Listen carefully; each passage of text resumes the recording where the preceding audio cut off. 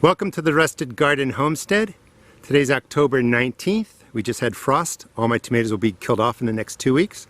This is my tomato hedge. A lot of you have been asking questions about it since I started, I think maybe in June. I got it started a little bit late. It was highly effective, very productive, but it also got out of control. All this right here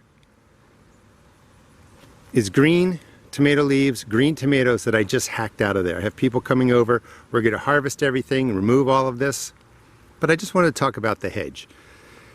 So in this space, I put in, I can't really remember, maybe 10, 12, 14 plants, probably closer to 14. That was too many, of course, but I wanted to see if this idea would work.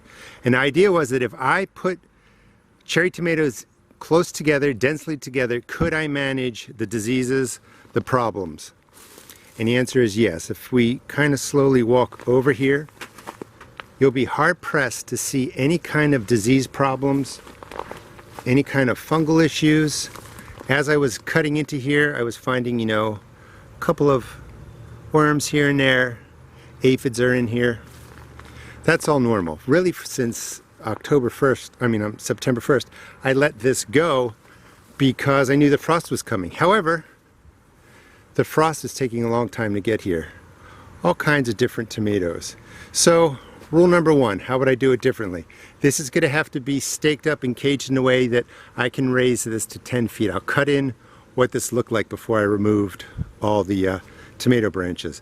But it's going to have to be at least 10 feet high, maybe 12 feet, something that you can reach on, a small step stool or something like that. Easy to tend and manage. But look just how dense everything became. We're going to cut down the number of tomatoes, really probably down to 6 or 8 in this space.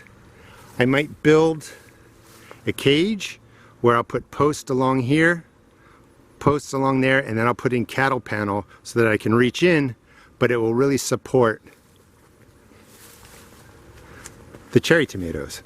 Now, for disease, that was my biggest concern. How did I manage this? It doesn't really matter what spray you decide to use. I've been talking about that. Just stick to a routine. This was sprayed with a plan about every 14 days, sometimes longer depending on the part of the season. Early in the spring, I don't spray as much. Come later, June, July, early August, I spray more because that's when the diseases seem to roll in.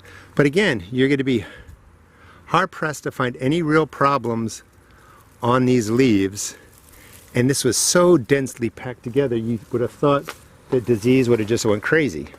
The whole key is really the spraying. It's not really, probably if I thought about it, it's not how closely you put your tomato plants together. It depends on what zone you're in, what kind of diseases you get, but how well you work on prevention. Some of the things that I used on here were Serenade, hydrogen peroxide, and it's just loaded with tomatoes. So people are going to come, we're going to pull out all the cherry tomatoes that are left, and then just pull this all down. But the hedge is very successful. It's something that I think you could be successful with. Just stick to the spraying, and here's how the hedge looks by design. Now again, I'm going to have to build this up about 10 feet tall, contain this a little bit more. But this just went crazy. This is all stuff, and I feel, kind of bad removing it, but it's not like it was going to get to be able to produce and ripen because the frost is coming. This will all be turned into compost. But I just wanted to give people an idea of what the tomato hedge looks like, how it did.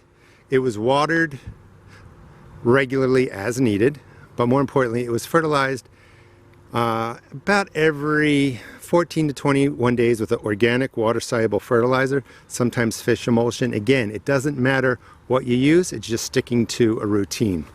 Please subscribe to my channel. I'll show you how I prepare these beds for the fall and the winter and how I re-amend them with manures, organic fertilizers.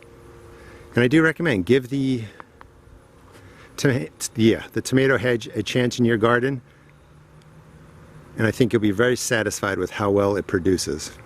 Thanks so much for watching, and please check out my seed shop at therustedgarden.com.